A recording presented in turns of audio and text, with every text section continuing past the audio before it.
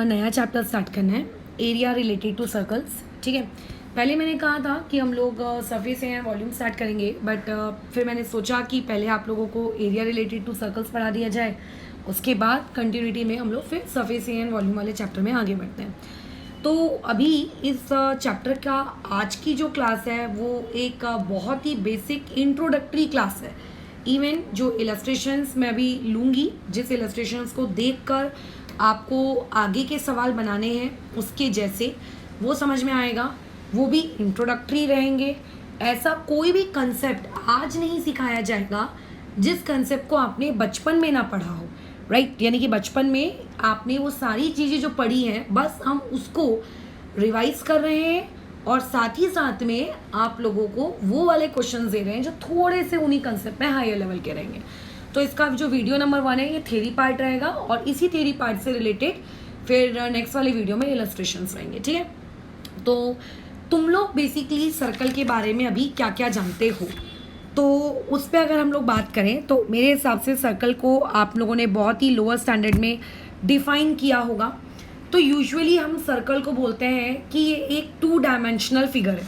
ठीक है, पहली बात याद रखना, ये आप लोगों का एक 2 डायमेंशनल फिगर है, 2 डायमेंशनल फिगर है। ओके, और अगर फिर भी मुझे सर्कल को डिफाइन करना रहे कि अच्छा सर्कल क्या है, तो सर्कल को मैं इस तरीके से डिफाइन करूँगी कि उस 2 डायमेंशनल फिगर का, ठीक है, वो जो भी 2 डायमेंशनल फिगर है, अभी सबको पता है कि सर्कल कैसा दिखता है, बट मान लेते हैं अगर मुझको नहीं पता है कि सर्कल कैसा दिखता है, तो मैं सर्कल को इस तरीके से डिफाइन करूँगी कि उस 2 डायमेंशनल फिगर में एक सेंटर पॉइंट होगा और उस सेंटर पॉइंट से अगर मैं उसकी आउटर मोस्ट बाउंड्री तक, ठीक है, आउटर मोस्ट उसकी जो एक मिनट हाँ, उसकी जो आउटर मोस्ट बाउंड्री होती है, उस आउटर मोस्ट बाउंड्री तक मैं किसी भी डायरेक्शन में अगर मेजरमेंट करूं, लेट्स से मैं इधर मेजरमेंट कर रही हूँ, लेट्स से मैं यहाँ पे आउटर मोस्ट बाउंड्री, तो जो भी ये डिस्टेंसेस होंगे, ये डिस्टेंसेस हमेशा कैसे आएंगे, सेम आएंगे। तो बेसिकली सर्कल क्या है, आप सर्कल के अंदर एक ऐसा 2 डायमेंशनल फिगर है, उसके अंदर आप एक सेंटर पॉइंट अज्यूम करते हो और उस सेंटर पॉइंट से आप उसकी आउटर मोस्ट बाउंड्री तक आप डिस्टेंसेस मेजर करते जाते हो। आप जितनी बार उसकी सेंटर पॉइंट से उसकी आउटर मोस्ट बाउंड्री तक आप डिस्टेंसेस मेजर करोगे, हर बार वो डिस्टेंसेस कैसे निकल के आएंगे, वो डिस्टेंसेस इक्वल निकल के आएंगे। तो ये होता है सेंटर की परिभाषा अभी 8वीं 9वीं 10वीं छोटे स्टैंडर्ड्स के टर्म में। अदरवाइज आप 11th में जाओगे तो आपको लोकस करके एक वर्ड आएगा, लोकस ऑफ ऑल पॉइंट, थोड़ी हायर सोफिस्टिकेटेड और साइंटिफिक डेफिनेशन वहाँ पे आपको देखने को मिलेगी, बराबर। तो बट अभी हम ये मान के चलते हैं कि आपका जो सर्कल है एक 2D प्लेन है, उस 2D प्लेन में बीच में एक सेंटर पॉइंट लिया जाता है या फिर कहा जाए एक फिक्स्ड पॉइंट लिया जाता है। उस फिक्स्ड पॉइंट से यदि मैं उसकी आउटर मोस्ट बाउंड्री तक अगर मैं डिस्टेंस निकालूं तो हर बार वो डिस्टेंस कैसा आएगा, सेम आएगा। हर बार वो डिस्टेंस कैसा आएगा, सेम आएगा।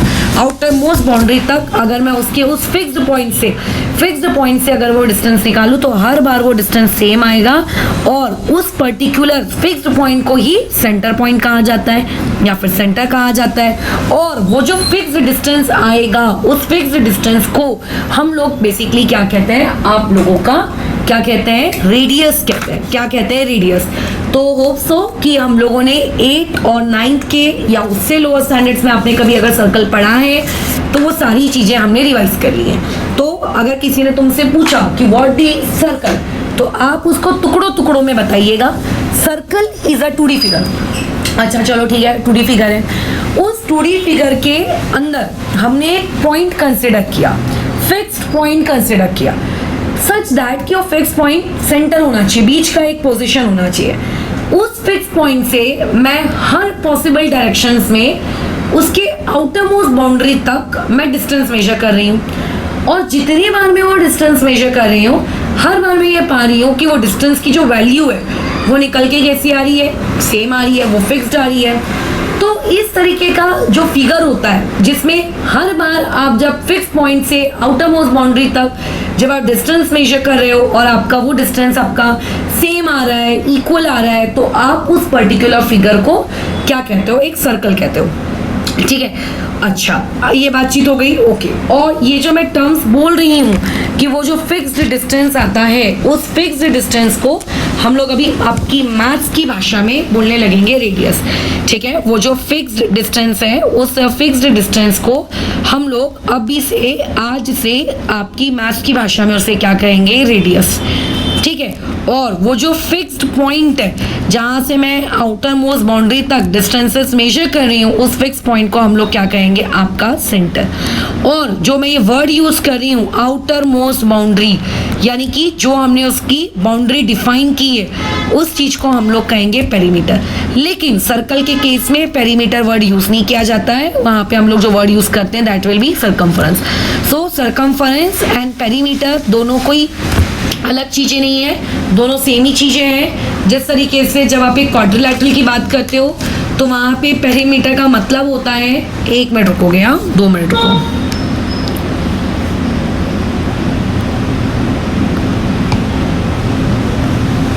ठीक है, अब देखो, जब भी हम लोग क्या कहते हैं क्वाड्रिलैटरल्स की बात करते हैं, हम ट्रायंगल्स की बात करते हैं, तो हम लोग उसकी जो एजेस होती हैं, राइट, जो उसकी लेंथ होती है, बाउंड्री लेंथ होती है, उन सभी के समेशन को हम लोग कहते हैं पेरीमीटर, राइट। बट सर्कल या फिर अगर आप बात करो स्पीयर वगैरह या राउंड शेप के फिगर्स में, तो वहाँ पे हम लोग पेरीमीटर को ही एक दूसरे वर्ड से रिप्लेस कर देते हैं, वो होता है आप लोगों का सर्कमफरेंस, ठीक है।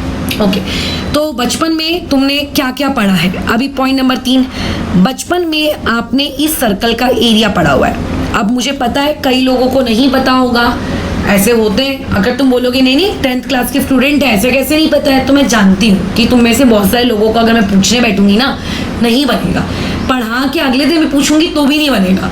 तो फिर ऐसे में बता देना ही बेटर ऑप्शन है, कम से कम 200 बार लिखने से बच जाओगे। तो एरिया ऑफ सर्कल, जैसे कि आप जानते हो बचपन में आपने पढ़ा है, वो होता है पाई आर स्क्वायर, ठीक है। ओके, आपने बचपन में ये भी पढ़ा है कि अगर आपको किसी ने सर्कल का सर्कमफरेंस कैलकुलेट करने को कहा, तो सर्कल का जो सर्कमफरेंस होता है वो कितना होता है, that will be 2 pi r. आपको ये भी पता है कि रेडियस का अगर मैं डबल कर दूं, ट्वाइस ऑफ रेडियस अगर मैं यहाँ पे लिख दूं, तो रेडियस का डबल करने से जो क्वांटिटी मुझे मिलती है, that quantity will be known as what, आप लोगों का डायमीटर, ठीक है। वो क्या कहलाती है, डायमीटर कहलाती है। ये सारी जानकारी आपको बचपन में पता है। अब तुम में से कोई बोलेगा मैडम क्या अपन इस फॉर्मूले को ऐसा भी तो लिख सकते हैं, पाई डी स्क्वायर अपॉन 4? यार एब्सोल्युटली लिख सकते हो। रेडियस को हमने बस यहाँ पे रेडियस की जगह वैल्यू पुट कर दी है कि डायमीटर इक्वल टू क्या होता है, diameter equal to 2 into radius होता है, तो रेडियस की वैल्यू वहाँ पे d/2 पुट की है। बट ऐसा काम करना ही क्यों, 50 तो फॉर्मूले याद करना ही क्यों, एक फॉर्मूला याद करो, पाई आर स्क्वायर। आर नहीं दिया है, आर के बदले में अगर डायमीटर दिया है तो पहले डायमीटर कैलकुलेट कर लो और फिर उस डायमीटर की वैल्यू वहां पे पुट कर दो या रेडियस की वैल्यू पुट कर दो। 50 फॉर्मूले क्यों याद करना, समझ में आ रही बात? ओके। उसके अलावा आपने 6th एक और चीज पढ़ी है, क्या पढ़ा है कि देखो जैसे ये एक सर्कल होता है, पहले हम लोग लेटर्स एक सर्कल हम लोग यहाँ पे ड्रॉ कर लेते हैं, थोड़ी उबड़ा खाबड़ी ड्राइंग है मेरी, ठीक है। ये सर्कल हमने ड्रॉ किया, ये सर्कल का जो कंप्लीट एरिया है that is pi r square. Area कहते किसको है, एरिया हमें शेडेड जगह को कहते हैं, ठीक है। ये पूरी, मैं पूरी शेडिंग नहीं कर सकती हूँ, चलो कर लेते हैं, पूरी अच्छे से प्रॉपर ड्राइंग बना लेते हैं। इस पूरी शेडेड जगह को एक्चुअल में हम लोग क्या कहते हैं, आप लोगों का एरिया कहते हैं। जितनी भी पर्पल शेडेड जगह आपको दिख रही है, this purple shaded part is known as आप लोगों का व्हाट, एरिया। इस एरिया की वैल्यू कितनी होगी, that will be equal to what, pi r square, ठीक है। that will be equal to what, pi r square। अब मान लेते हैं मैंने इस सर्कल के 2 टुकड़े कर दिए, मैंने इस सर्कल के क्या कर दिए, 2 टुकड़े कर दिए, इसको तोड़ दिया मैंने, 2 इक्वल हाफ्स में तोड़ दिया। इसको आप इस तरीके से समझिए कि आपके पास एक स्केल है, बराबर, वो टोटल 16 सेंटीमीटर की स्केल थी, आपने उसके 2 बराबर टुकड़े कर दिए। कितने कितने सेंटीमीटर के उसके 2 टुकड़े हो गए होंगे, 8 सेंटीमीटर के 2 टुकड़े रहे होंगे उसके, बराबर है। ओके, टूटने के बाद वो कैसी दिखेगी ये भी समझते हो। लेकिन अगर आपके पास एक गोल कागज है और आपने उस गोल कागज को 2 इक्वल पार्ट्स में तोड़ दिया, तो ऐसे में उसका जो एक टुकड़ा है, उसके एक टुकड़े को हम ड्रॉ कर लेते हैं। वो एक टुकड़ा उसका कटने के बाद इक्वल पार्ट्स में कैसा दिखेगा, कुछ इस प्रकार का दिखता है। It is like your geometrical apparatus known as D. आप कहते हो ना डी, जिससे आप डिग्री बनाते हो, ज्योमेट्री के बॉक्स में होता है, इसके जैसा दिखेगा। अब ये तो आधा हो चुका है, तो इस आधी चीज को क्या मेरे को सर्कल बोलना चाहिए क्या? नहीं। कभी भी कोई भी चीज यदि आधी हो जाती है तोड़ने से, तो उसको हम लोग क्या वर्ड यूज करते हैं वहां पे उसके लिए? Semi. So this is not my circle, this is my semi circle. ये मेरा कौन है? Semi circle. ये जो नया फिगर मेरे पास ऑब्टेन हुआ, दिस नया figure will be known as what? Semi circle. जब मैं ये कह रही हूं कि पूरी की पूरी स्केल 16 सेंटीमीटर की थी, आपने उस स्केल के दो टुकड़े किए तो 8 सेंटीमीटर की हो गई, यानी कि 16/2। ठीक है, 16 divide by 2। Why divide by 2? क्योंकि दो इक्वल टुकड़े किए। 3 इक्वल टुकड़े करती तो डिवाइड बाई 3। फिलहाल क्योंकि मैंने इसके दो इक्वल टुकड़े किए हैं, तो कंप्लीट सर्कल का यदि एरिया पाई आर स्क्वायर होता था, तो सेमी सर्कल का एरिया क्या होगा? जो एरिया हुआ करता था उसका आधा, आधा यानी कि divide by 2। So what is the formula of area of semicircle? It will be pi r square by 2. Pi r square by 2. क्या ये बात समझ रहे हो? ओके। अब आगे एक और पॉइंट हम लोग सीखते हैं। कौन सा पॉइंट था ये? 6th नंबर का पॉइंट था। 7th पॉइंट पे हम लोग आते हैं। 7th पॉइंट कुछ इस प्रकार से है। आपके पास लेट अस अज्यूम करते हैं कि एक कंप्लीट सर्कल है। लेट अस अज्यूम ये आपका एक सर्कल है। इस सर्कल के 4 इक्वल टुकड़े करो। क्या कह रही हूं मैं? इस सर्कल के 4 इक्वल टुकड़े करो। वैसे तो आप 5, 6, 7, 8, 9, 10, 1 लाख, 50 लाख कितने भी कर सकते हो, बट मैं आपसे सिर्फ के 4 टुकड़े चाह रही हूँ। ठीक है, क्यों 4 टुकड़े चाह रही हूँ? बिकॉज अगर मैं यहाँ से एक लाइन ड्रॉ करूँ और इस लाइन को अगर मैं कहूँ कि लेट अस अज्यूम ये मेरी वाई एक्सिस है, ठीक है, तो वाई एक्सिस को ड्रॉ करने से कितने इक्वल पार्ट्स हो गए? 2 इक्वल पार्ट्स हो गए। बट अगर मान लेते हैं मैं बोलूंगी कि चलो एक लाइन मैंने ऐसी भी क्रिएट कर दी, ये लो ऐसी, तो ये कौन सी एक्सिस हो गई? ये एक्स एक्सिस हो गई। और अब मेरे टोटल पार्ट्स कितने हो चुके हैं? 4 हो चुके हैं। तो ये जो 4 टुकड़े होते हैं, ये जो 4 टुकड़े आपने किए, एज यू नो कि जब आप कोऑर्डिनेट ज्योमेट्री पढ़ते हो, फर्स्ट क्वाड्रेंट होता है, सेकंड क्वाड्रेंट होता है, थर्ड क्वाड्रेंट होता है, फोर्थ क्वाड्रेंट होता है। सो ये हो गया आपका फर्स्ट क्वाड्रेंट, ये हो गया आपका सेकंड क्वाड्रेंट, ये हो गया आपका थर्ड क्वाड्रेंट, ये हो गया आपका फोर्थ क्वाड्रेंट। तुम समझ रहे हो मैंने 4 ही टुकड़े क्यों किए? क्योंकि 4 ही क्वाड्रेंट होता है। तुम्हारी मर्जी, अगर तुम्हें 10 टुकड़े करने होते तो तुम 10 भी कर सकते थे, बट मुझे सिर्फ 4 टुकड़े करने थे, जो कि मैंने कर लिया। तो अगर कोई तुमसे पूछेगा कि ये जो एक टुकड़ा है, सॉरी मैं तुड़का बोल रही थी, ये जो आप लोगों का एक टुकड़ा है, जिसे हम लोग इंग्लिश की भाषा में क्या कहते हैं? क्वाड्रेंट कहते हैं। इस क्वाड्रेंट का एरिया कितना है? किसी ने अगर तुमसे ये पूछा कि ये जो आप लोगों को एक टुकड़ा दिख रहा है, बाकी के सारे टुकड़े सेम होंगे क्योंकि हमने इक्वल टुकड़े किए हैं। ऐसा नहीं किया कि तुम्हें ज्यादा दे दिया खाने को और तुम्हारे बाकी भाइयों को हमने कम दिया खाने को। Area of quadrant 1, area of quadrant 2, area of quadrant 3, area of quadrant 4, ये सभी आपस में इक्वल है। ये सभी आपस में क्या है? बोलो, इक्वल है, राइट। तो अगर मैं पूछूंगी इसमें से किसी एक का भी एरिया कितना है, तो तुम ये बोलोगे कि जब हम सर्कल के 4 बराबर टुकड़े करते थे तब आप इसको 2 से डिवाइड करिए। अभी आपने इसके 4 बराबर टुकड़े किए हैं, तो आप इसको किससे डिवाइड करोगे? 4 से। तो ये जो एक पोर्शन आपको दिख रहा है, इस एक पोर्शन का एरिया आएगा पाई आर स्क्वायर बाय 4। और इसको लोग कैसे बोलते हैं? जैसे इस वाली चीज को क्या बोला जाता है? Area of semi circle.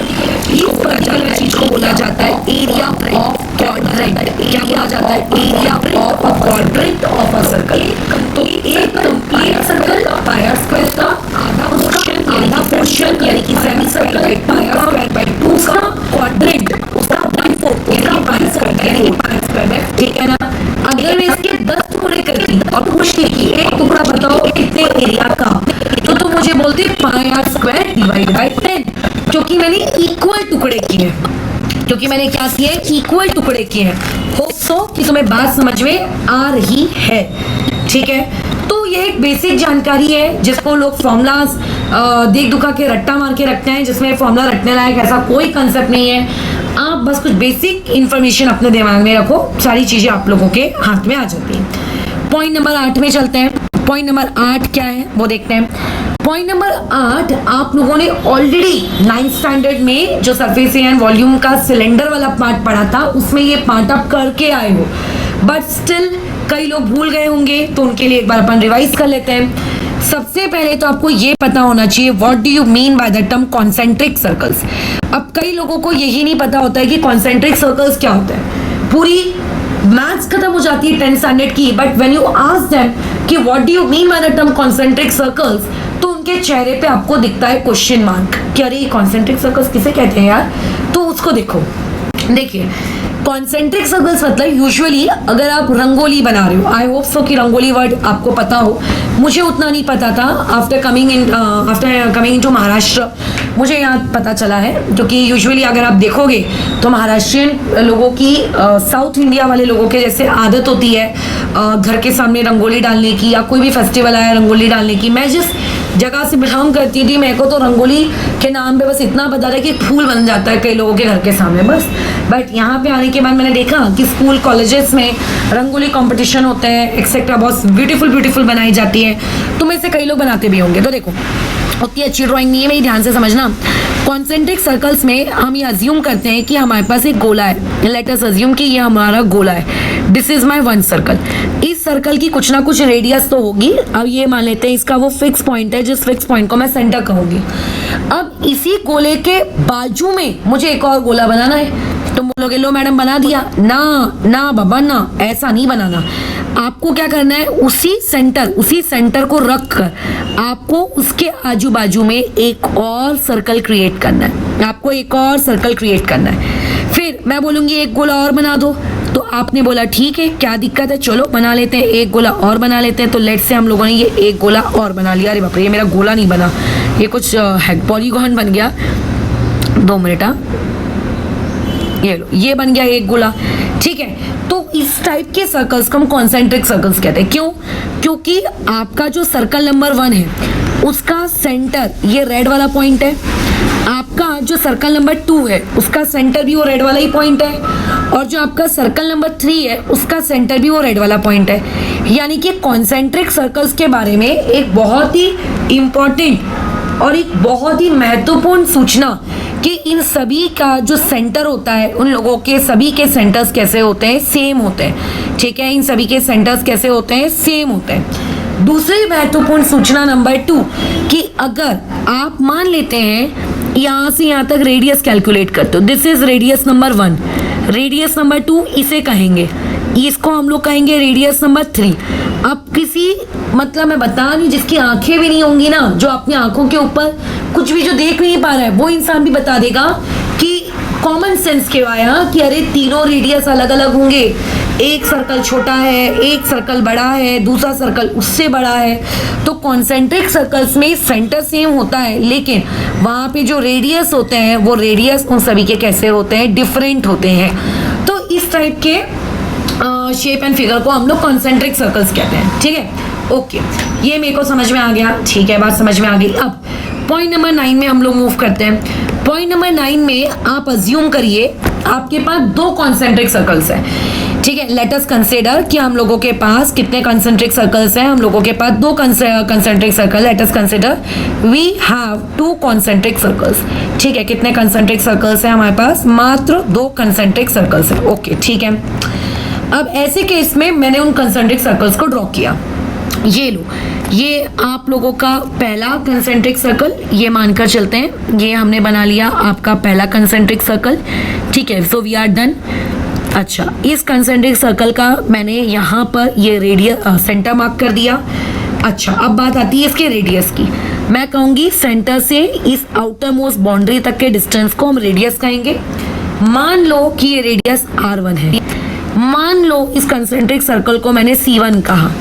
तो अगर कोई तुमसे पूछेगा कि एरिया ऑफ कंसेंट्रिक सर्कल 1 कितना है, एरिया ऑफ कंसेंट्रिक सर्कल 1, तो तुम कहोगे फॉर्मूला यूज करो, पाए R1 का स्क्वायर। मैं बोलूंगी ओके। मैं बोलूंगी इस आप येलो कलर की शेडिंग का यूज करो और मुझको पता लगा के बताओ कि एरिया कहते किसको है। कई लोगों को पता ही नहीं होता एरिया किसको कहते हैं, बस गोल को एरिया कहते हैं। ऐसा नहीं है, उस गोल के अंदर की जगह को एरिया कहते हैं। तो ये देखो, ये आप लोगों का एरिया है, दिस इज योर एरिया। ये जितना भी मैं येलो मार्क कर रही हूँ ना, इस चीज को हम लोग क्या कहते हैं, एरिया कहते हैं। और इस एरिया को हम कैलकुलेट कैसे करेंगे, इस एरिया को हम कैलकुलेट करते हैं with the help of the formula pi r1 square. अब मैंने कहा कि आपका कंसेंट्रिक सर्कल तो देखो यही है, सॉरी सेंटर तो आपका यही है। इस सेंटर को यूज करो और इस सेंटर का यूज करके आप क्या क्रिएट करो, इस सेंटर का यूज करके आप एक दूसरा कंसेंट्रिक सर्कल क्रिएट करो। तुमने कहा नो इश्यूज, मैं क्रिएट करता हूँ। चलो, तो ये मैंने क्रिएट किया, ये लो, ये मैंने क्रिएट किया, ये मेरा दूसरा कंसेंट्रिक सर्कल। दोनों कंसेंट्रिक सर्कल का सेंटर सेम होगा, लेकिन अब अगर बात मैं रेडियस की करूँ तो रेडियस कैसे कैलकुलेट किया जाएगा। वो जो बीच में आपको सेंटर दिख रहा है, उस सेंटर से हम लोग डिस्टेंस कैलकुलेट करेंगे आउटर मोस्ट बाउंड्री तक, and that distance comes out to be कितना, r2। ये डिस्टेंस हम लोगों ने निकाला और ये डिस्टेंस कितना आ गया आप लोगों का, r2 आ गया। ठीक है, और इस कंसेंट्रिक सर्कल को मैंने C2 कह दिया। अगर कोई मुझसे ये कहेगा कि आप इस कंसेंट्रिक सर्कल 2 का एरिया मुझको निकाल के दिखाओ, मैं कहूंगी कोई दिक्कत नहीं है, पाए r2 का स्क्वायर, रेडियस नापो, रेडियस की वैल्यू पुट करो, आंसर आपके हाथ में है, यही कहोगे ना। लेकिन अगर किसी ने कहा कि ये लो, मैं आपको देता हूँ ये पिंक कलर, इस पिंक कलर से मुझे शो करके बताओ कि वो सर्कल का एरिया किसे कहेंगे, तो कई पगले लोग ये वाली हरकत करते हैं। देखो, कई पगले ये वाली हरकत करते हैं, उन्हें लगता है कि सिर्फ इतनी जगह को ही, इतनी जगह, देखना मेरा थोड़ा सा बाहर भी जा रहा है, ठीक है, मेरी शेडिंग क्योंकि अच्छी नहीं है, देयरफॉर, ठीक है, बाहर की तरफ जा रहा है, इसको अपन थोड़ा सा प्रॉपर कर लेते हैं। ये 2 मिनट, हाँ, शेड हो जान दो पूरा पहले एक बार।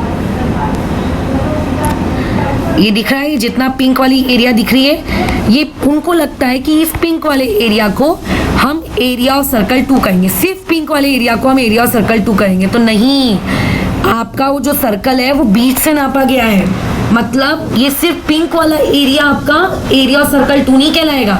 ये जो बीच की जगह है, ये जगह भी एरिया ऑफ सर्कल 2 के हिस्से में आएगी। हाँ, यानी कि एरिया ऑफ सर्कल 2 के हिस्से में बीच की जगह भी आएगी। उस बीच की जगह प्लस वो बाहर की जगह दोनों मिलाकर आपका एरिया ऑफ सर्कल 2 बनेगा।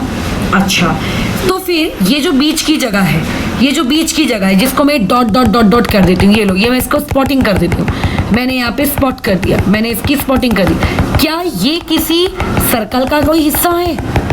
नहीं, ये कोई सर्कल नहीं है। जो ब्लैक ब्लैक ब्लैक ब्लैक जिस जगह पे तुम्हें डॉट डॉट डॉट डॉट दिख रहे हैं, क्या कोई ये सर्कल का पार्ट है? नहीं, ये किसी सर्कल का पार्ट नहीं है, ये किसी सर्कल का पार्ट नहीं है, ये किसी सर्कल का पार्ट नहीं है। और अगर किसी ने मुझसे इस जगह का एरिया पूछ लिया कि अच्छा तो आप इस जगह का एरिया बताओ फिर कितना होगा, तो इस जगह का हम एरिया कैसे निकालेंगे?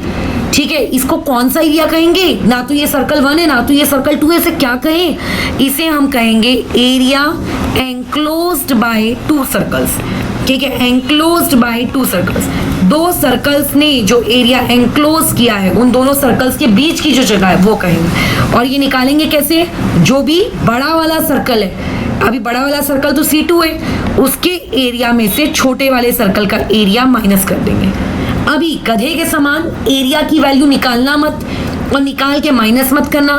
कॉमन सेंस भगवान ने अच्छी खासी क्वांटिटी में तुमको दी हुई है, तो ऐसे में पाई को आप कॉमन निकालेंगे। पाई को कॉमन निकालने के बाद भी कई लोगों की इच्छा हो रही होगी कि चलो r का स्क्वायर करें, r1 का स्क्वायर करें, दोनों को माइनस करें, पाई से मल्टीप्लाई करें। ये इजी लगता है अगर r1 r2 एक नॉर्मल नंबर हुए तो, बट अगर r1 और r2 डेसिमल वाले नंबर रहे तो क्या कहेंगे? तो ऐसे केस में आप वहां पे a square minus B square की आइडेंटिटी लगाओगे। a square minus B square की आइडेंटिटी क्या होती है? a प्लस बी यानी कि r2 प्लस r1, और दूसरी होती है a माइनस बी यानी कि r2 माइनस r1। इस तरीके से, ठीक है। तो ये हमने एक जीके फैक्ट नंबर 9 को उठा लिया। अब जीके फैक्ट नंबर 10 में आते हैं। जीके फैक्ट नंबर 10 की स्टोरी वैसे आपके टीचर्स लोगों ने आपको बचपन में बताई जरूर होगी, बट मैं एक बार फिर से रिपीट कर देती हूँ। जीके फैक्ट नंबर 10 ये कहता है कि जब आप छोटे बच्चे थे, आप लोगों को पाई की वैल्यू सिखाई जाती थी। पाई इक्वल टू 22/7, पाई की वैल्यू होती है 3.14, जो आगे भी एक अच्छा खासा डेसिमल उसका चलता जाता है। आपको ये सिखाया जाता है कि पाई आप लोगों का एक इरैशनल क्वांटिटी है, बराबर। बट पाई की वैल्यू 22/7 ही क्यों रखी, या पाई की वैल्यू को वहाँ पे 3.14 ही क्यों रखा। By the way question solve करते वक्त ये आपको अपनी बुद्धि खुद लगानी पड़ेगी। अगर क्वेश्चन में दिया है कि 3.14 लेके क्वेश्चन सॉल्व करो या 22/7 लेके क्वेश्चन सॉल्व करो, तो कुछ भी क्वेश्चन के अकॉर्डिंग लेके कर लेना। बट अगर क्वेश्चन में ऐसा मेंशन नहीं किया है कि पाई की वैल्यू क्या लेनी है और आपको खुद दिमाग लगाना पड़ रहा है, तो सोचना कि पाई की वैल्यू क्या लेने से हमारे कैलकुलेशन ज़्यादा आसान हो जाएंगे। ठीक है, फिर वो वैल्यू लेके आगे काम करोगे। बट पाई की वैल्यू यही क्यों रखी गई। तो होता कैसा था, पहले के टाइम में लोग क्या करते थे, सर्कल्स बनाते थे। लेट से इसने ये सर्कल बना लिया, एक ने ये वाला सर्कल बना लिया, किसी ने एक ये सर्कल बना लिया, ठीक है, और उसके बाद आप लोगों के किसी ने एक ये सर्कल बना लिया। ठीक है, ये इस तरीके से उन्होंने 3 सर्कल बना लिया। उन्होंने एक काम करते थे, ऐसी ऐवी बैठे बैठे उनको ऐसे शौक चढ़ता था कि जो मैंने सर्कल नंबर 1 बनाया है इसकी सरकमफरेंस की वैल्यू मैं निकालूंगा। तो उन्होंने सरकमफरेंस की वैल्यू निकाली। ठीक है, कैसे निकाली ये भी मैं सिखा दूंगी, मतलब कोशिश करूंगी, निकालना नहीं है आपको उस तरीके से। सरकमफरेंस की वैल्यू निकाली और उसको डिवाइड किया। किससे डिवाइड किया, सरकमफरेंस की उस वैल्यू से डायमीटर को, डायमीटर की वैल्यू से डिवाइड किया। डायमीटर तो निकाल सकते हो ना स्केल की मदद से, इसको कहते हैं डायमीटर, ये तो निकाल ही सकते हो, इसको निकालने में क्या दिक्कत। ठीक है, फिर उन्होंने दूसरे सर्कल में भी किया, उन्होंने उसके सर्कल की भी सरकमफरेंस की वैल्यू निकाली और उन्होंने वहां पे भी उसको डायमीटर से डिवाइड किया। उन्होंने तीसरे सरकमफरेंस की भी वैल्यू निकाली, उसको भी उसके डायमीटर से डिवाइड किया। देखो साफ साफ आपको दिखाई पड़ रहा है तीनों केसेस में डायमीटर अलग आएगा। पहले वाले में बड़ा आएगा फिर छोटा होता जाएगा, और आपको साफ साफ दिख रहा है कि सबके सरकमफरेंस भी अलग आएंगे, यानी कि सरकमफरेंस भी अलग आ रहा है, डायमीटर भी अलग आ रहा है, सरकमफरेंस भी अलग आ रहा है, डायमीटर भी अलग आ रहा है। तो इस हिसाब से जब आप इनको डिवाइड करके इनका रेशो निकाल रहे हो तो रेशो भी अलग अलग आना चाहिए, है ना, रेशो भी अलग अलग आना चाहिए। बट ऐसा नहीं हुआ। आप चाहे दुनिया का कितना बड़ा भी सरकमफरेंस ले लो या दुनिया का कितना बड़ा भी डायमीटर ले लो सर्कल का, उनका जब भी आप रेशो लेते हो छोटे से छोटे सर्कल का, बड़े से बड़े सर्कल का, वो रेशो की वैल्यू हर किसी केस में 3.14, 3.14, 3.14 आ रही थी। यानी कि हमेशा ये वैल्यू कैसी आ रही थी, कांस्टेंट आ रही थी। हमेशा ये वैल्यू कैसी आ रही थी, कांस्टेंट आ रही थी। और इसी कांस्टेंट वैल्यू को फिर उन लोगों ने बोल दिया चलो इस कांस्टेंट को हम नाम दे देते हैं पाई। क्या नाम दे देते हैं, पाई। यानी कि कल को आज के बाद तुमसे किसी ने ये पूछा कि पाई क्या होता है, तो ये मत बोलना 22/7 या 3.14, बोलना pi is a ratio of circumference of a circle to the diameter of a circle. Diameter और सरकमफरेंस का जो रेशियो होता है उसको हम लोग पाई कहते हैं। यानी कि what do you mean by the term pi, pi is C/D। या फिर पाई को आप ऐसे भी डिफाइन कर सकते हो, डायमीटर की जगह रेडियस पुट करके कि pi is a ratio of circumference to the twice of radius, this is pi. ठीक है, और हर बार वो पाई की वैल्यू कैलकुलेट करने पे 3.14 आ रही थी, बट इट डजंट मीन्स कि पाई को आप 3.14 बोलोगे। बेसिकली पाई डिफाइन क्या किया गया, पाई रेशियो के जैसे डिफाइन किया गया। ठीक है, चलो अब आगे बढ़ते हैं। ये कौन सा पॉइंट था, पॉइंट नंबर 10। अब पॉइंट नंबर 11 से ना बहुत प्यारे प्यारे जीके फैक्ट शुरू हो रहे हैं, ध्यान रखेंगे। 2 सर्कल्स या 3 सर्कल या 4 सर्कल या 5 सर्कल आगे देखेंगे, बट अगर मैं कहूं कि सर्कल्स को एक्सटर्नली टच करना है, आपको सर्कल्स को क्या करना है, एक्सटर्नली टच करना है, तो एक्सटर्नल टचिंग सर्कल्स कैसे दिखते हैं। हो सकता है एक छोटा हो एक बड़ा हो सकता है दोनों बड़े हो सकता है दोनों छोटे हो, कुछ भी, या दोनों सेम हो। तो मैंने 2 सर्कल बना लिए, ये बना लिया मेरा पहला सर्कल, ये हो गया मेरा पहला सर्कल। ठीक है, अब इसके बाजू में इससे चिपका कर मुझे दूसरा सर्कल बनाना है, और जो इसको एक्सटर्नली टच कर रहा हो, तो ये बना लिया लेट से मैंने आप लोगों का दूसरा सर्कल। ये देखो, इसे हम लोग कहते हैं एक्सटर्निंग सर्कल, इसे हम लोग कहते हैं आप लोगों का एक्सटर्नली टचिंग सर्कल का केस। यानी कि इस एक पॉइंट पे ये दोनों एक दूसरे को टच करते हैं। तो कभी भी एक्सटर्नल टचिंग सर्कल अगर बनाने को बोला जाए तो इस तरीके से बनाओगे, ठीक है ना। अच्छा, अब जब भी आपके ये सर्कल्स एक दूसरे को एक्सटर्नली टच करेंगे, तो देखो ये इस सर्कल का सेंटर ये है, लेट अस से कि ये इस सर्कल का सेंटर है। अच्छा, ये थोड़ा बड़ा बन गया, रुक जाओ। मान लेते हैं ये इस सर्कल का सेंटर है, और मान लेते हैं ये इस सर्कल का सेंटर है। ठीक है, ये इस तरीके से मैंने सेंटर्स को ड्रॉ कर दिया। जब आप इन तीनों पॉइंट्स को ज्वाइन करोगे ना, जब आप इन तीनों पॉइंट्स को ज्वाइन करोगे, सेंटर 1 को, सेंटर 2 को और ये बीच वाले टचिंग पॉइंट को, तीनों एक ही पॉइंट पे लाई करते हैं। ऐसा नहीं होगा कि टचिंग पॉइंट ऊपर है और सेंटर्स नीचे हैं, ऐसा नहीं होगा। तो ऐसे केस में अगर कोई पूछेगा कि ये सेंटर ए है और ये सेंटर बी है, इस सेंटर ए से लेकर इस सेंटर बी तक का डिस्टेंस बताओ, ये डिस्टेंस ए बी आपका कितना होगा, आप ये बताइए। तो उसमें क्या करना है, बहुत ही सिंपल सा लॉजिक लगाना है कि देखो जिस पॉइंट पे दोनों टच कर रहे हैं, let us call this point as O. अभी अगर कोई तुमसे पूछेगा कि डिस्टेंस ऑफ ए बी क्या होता है, तो तुम बोलोगे distance of A O plus distance of O B. कैसे बोलोगे, अभी अभी कोऑर्डिनेट ज्योमेट्री सीखे हो, कोलिनियर पॉइंट सीखे हो। कोलिनियर कैसे अपन प्रूव करते हैं कि अगर दो छोटे डिस्टेंसेस को ऐड करके यदि वो बड़े डिस्टेंस के बराबर आ रहा है तो कोलिनियर प्रूफ करते हैं ना। और यहाँ तो मैं ऑलरेडी तुम्हें बोल चुकी हूँ कि ये पॉइंट्स कोलिनियर है क्योंकि एक ही लाइन पे लाई कर रहे हैं। तो जब प्रूफ करते थे तो ये वाली चीज करते थे, तो ऑलरेडी यहाँ कोलिनियर दिया है तो इसको लिख सकते हैं। अब डिस्टेंस ऑफ ए ओ क्या होगा, radius 1, distance of O B क्या होगा, रेडियस 2।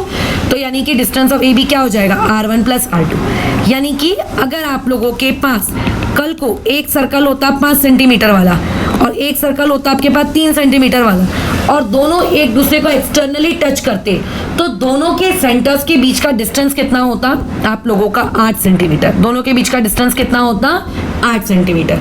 ठीक है, इस तरीके से। अब आ जाते हैं पॉइंट नंबर किस पे, 12 पर। अगर आपके सर्कल्स एक दूसरे को इंटरनली टच कर रहे हैं, तो इंटरनली टचिंग सर्कल्स आपके पास है। तो first of all internally touching circles दिखते कैसे हैं, लेट्स इमेजिन ये आप लोगों का सर्कल नंबर 1 है। ठीक है, अच्छा जो कि सुंदर नहीं है, रुको बना लेते हैं इसको सुंदर। ठीक है, अच्छा अब उसके बाद लेट्स से ये आप लोगों का सर्कल नंबर 2 है, ये बना लिया। सर्कल नंबर 2 कुछ इस तरीके से, ये ऐसा, इसे कहते हैं हम लोग इंटरनली टचिंग सर्कल्स। ठीक है, ये लोग भी यहाँ पे एक ही पॉइंट पे टच होंगे ऑब्वियस है, बट ये अंदर की तरफ होंगे। अब मान लेते हैं ये आपके छोटे वाले सर्कल का सेंटर ए, मान लेते हैं ये आप लोगों के बड़े वाले सर्कल का सेंटर बी, और अब आपको इन दोनों सेंटर्स के बीच का डिस्टेंस कैलकुलेट करने को कहा गया। तो अब ऐसे केस में जब आपको distance of A B calculate करने को कहा जाएगा इंटरनली टचिंग सर्कल्स के केस में, तो दोनों के रेडियसेस को ऐड मत कर देना। बड़ा वाला रेडियस, जो भी बड़ा वाला सर्कल है, उस बड़े वाले सर्कल का जो भी रेडियस है उसमें से छोटे वाले सर्कल का रेडियस क्या कर देने का, माइनस कर देने का। यानी कि इंटरनली में दोनों रेडियसेस को माइनस करोगे तो दोनों सेंटर्स के बीच का डिस्टेंस आएगा। ठीक है, और अगर एक्सटर्नल में जाओगे तो दोनों के बीच में आपको क्या रहेगा, वो वाली चीज ऐड करके लानी पड़ेगी। पॉइंट नंबर 13, उसके बाद हम ये वाली चीज खत्म करते हैं। देखो आपके पास एक चक्का है, चक्का मीन्स टायर। लेट्स से ये आप लोगों का टायर है अच्छा वाला, ये मेरा एक टायर है। ठीक है, ये मेरा टायर है, ये टायर का let's say point number A है। इस टायर को मैं घुमा रही हूँ, ठीक है, घुमा कर मेरे को इसका, जैसे यहाँ से ये ए अपन ने इसका स्टार्टिंग पॉइंट लिया, मुझे ये टायर घुमा कर क्या करना है, वापस से इसी पॉइंट पे लेकर आना। मतलब ए ही उसका स्टार्टिंग पॉइंट है और बी ही उसका मतलब ए ही उसका एंडिंग पॉइंट है। तो इस तरीके की चीज को हम लोग क्या कहते हैं, आप लोगों का रिवॉल्यूशन कहते हैं। इसे हम कहते हैं एक रिवॉल्यूशन। ठीक है, यहाँ से शुरू किया और यहीं पे लाके हमने खत्म कर दिया। तो जब भी एक रिवॉल्यूशन होता है, एक रिवॉल्यूशन का मतलब होता है एक सरकमफरेंस। यानी कि अगर मैं पूछूंगी टायर को एक बार घुमाने से टायर ने कितना डिस्टेंस कवर किया, ठीक है, समझ कितना उसने सरकमफरेंस दिया, तो एक रिवॉल्यूशन बराबर एक सरकमफरेंस। अब कई बार पेपर में सवाल आता है, आपको टोटल डिस्टेंस दे देता है कि ये ट्रक आगरा से पंजाब जा रहा था, तो ट्रक के टायरों ने इतना डिस्टेंस ट्रैवल किया, तो बताओ कि ट्रक के टायर कितनी बार घूमे होंगे, नंबर ऑफ रिवॉल्यूशन। सादी सिंपल सी गणित है। फॉर एग्जाम्पल आप लोगों के पास ये एक नटराज पेंसिल है, ठीक है, ये नटराज पेंसिल लेट से 2 रुपए की आती है, जो कि अभी नहीं आती है। और मान लेते हैं आपके दोस्त ने आपको बोला कि कल मैं मार्केट गया था और मैं टोटल 200 रुपए की नटराज पेंसिल्स खरीद के लाया हूँ। तो अब मुझसे वो क्वेश्चन पूछता है कि बताओ नंबर ऑफ पेंसिल्स मैंने कितनी खरीदी। फर्स्ट सेकेंड क्लास की वर्ड प्रॉब्लम मैथमेटिक्स में दे रही हूँ, तो तुम क्या कहोगे, जितना भी टोटल तूने किया है डिवाइडेड बाय उसको एक की कॉस्ट से मैं डिवाइड कर देता हूँ। तो इससे हमको समझ में आ गया कि कितनी पेंसिल्स आपके दोस्त ने खरीदी है, 100। तो वैसे ही आपको इस टाइप के क्वेश्चन में, इस टाइप के आज के टॉपिक में इस टाइप के क्वेश्चंस आते हैं कि बताइए आज की क्लास में नंबर ऑफ रिवॉल्यूशंस कितने हुए। तो नंबर ऑफ रिवॉल्यूशंस आप कैसे निकालोगे, अरे एक पॉइंट से दूसरे पॉइंट जाने तक आपने टोटल डिस्टेंस कितना कवर किया, ठीक है, आपका डिस्टेंस ट्रैवल्ड कितना हुआ बराबर, और उसके बाद आप उसको डिवाइड कर देते हो सरकमफरेंस से, क्योंकि सरकमफरेंस का मतलब ही क्या होता है, एक रिवॉल्यूशन, और हम लोग एक वाली चीज से डिवाइड करते हैं ना, तो हम उसको किससे डिवाइड कर देते हैं, सरकमफरेंस से। तो हमारे पास ये पता चल जाता है कि हमारे पास नंबर ऑफ रिवॉल्यूशंस कितने हैं। बस खत्म। तो ये इंट्रोडक्टरी पार्ट था area of related circles, area related to circles वाले चैप्टर का। अब इसके बाद जो वीडियो आएगा उसमें मैं कुछ इलस्ट्रेशंस ले लूंगी, ताकि जब मैं तुम्हें क्वेश्चंस हो तो तुम्हें बनने चाहिए कि अच्छा इस सवाल को इस तरीके से हमें आगे कैरी फॉरवर्ड करना है, ठीक है। फिर अभी इस चीज को हम लोग ओवर करते हैं।